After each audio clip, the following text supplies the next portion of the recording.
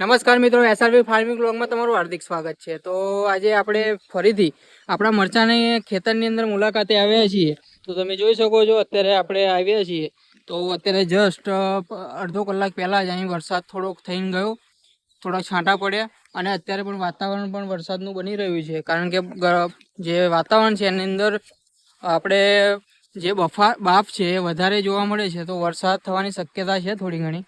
તો જે મિત્રો આપણે જે કાલે બતાવ્યું હતું કે જે આપણા છોડ ગયા હતા, તો એ આજે એનું કન્ડિશન બતાવીએ તો હજુ પણ ઘણા બધા છોડ જાય છે, એટલે કે પ્રોપર જતા નથી, એનું થડ પણ મજબૂત રહે છે, પણ જે પાન છે એ સુકાઈ જાય છે।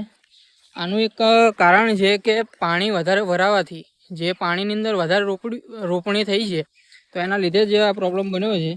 તો ફરીથી આપણે કાલે નર્સરીમાંથી પ્લાન્ટ લાવીને આને ફરીથી આપણે રોપીશું બીજી વાર, જેથી કરીને બીજા છોડની જોડે જોડે પેલા છોડ પણ તૈયાર થઈ જાય અને સારો એવો ફાયદો થાય।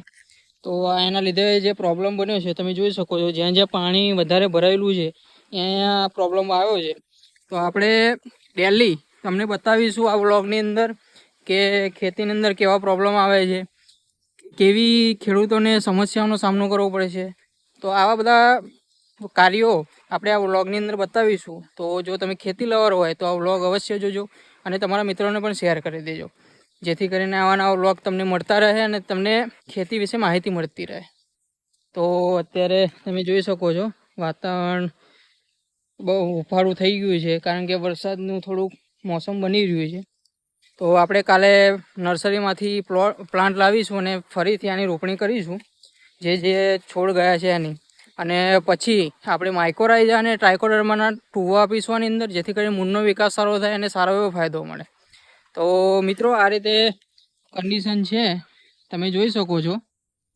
તો જો વ્લોગ તમને ગમતો હોય ખેતીને લગતો, તો વ્લોગને લાઈક કરી દેજો અને તમારા મિત્રોને શેર કરી દેજો, અને જો ચેનલ ઉપર નવા હોય તો ચેનલને સબસ્ક્રાઈબ કરવાનું ભૂલતા નહીં, જેથી કરીને આવા નવા ખેતીને લગતા વ્લોગ તમને મળતા રહે અને તમે આધુનિક ખેતી તરફ વળતા રહો। ધન્યવાદ।